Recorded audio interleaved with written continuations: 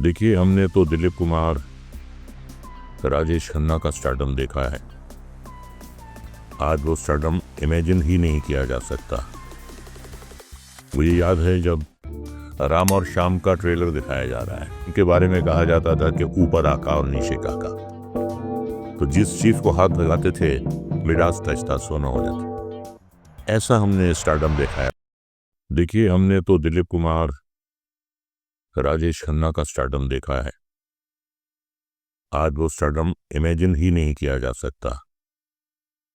मुझे याद है जब 1968 में मैं भोपाल में पढ़ रहा था, कोई फिल्म लगी हुई थी, तो हमें पता चला कि उस थिएटर में फिल्म के साथ राम और श्याम का ट्रेलर दिखाया जा रहा है।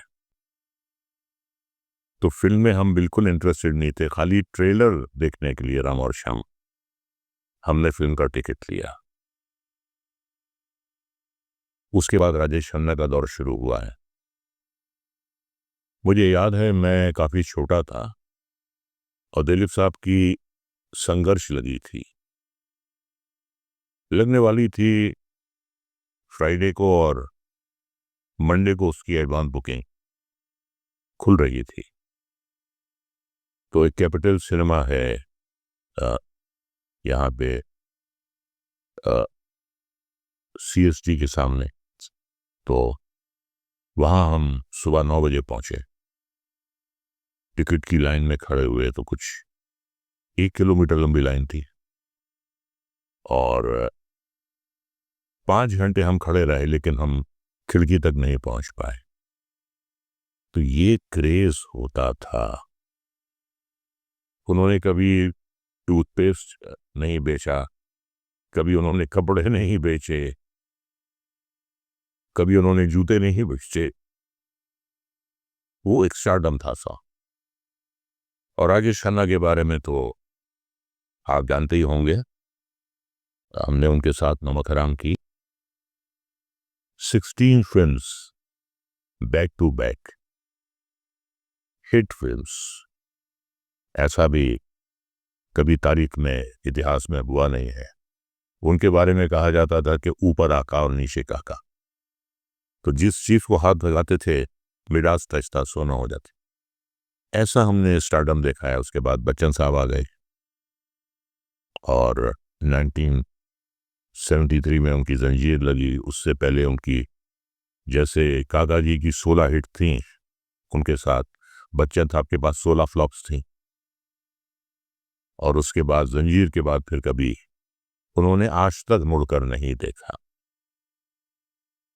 फिर दौर आया, खान्स का दौर आया।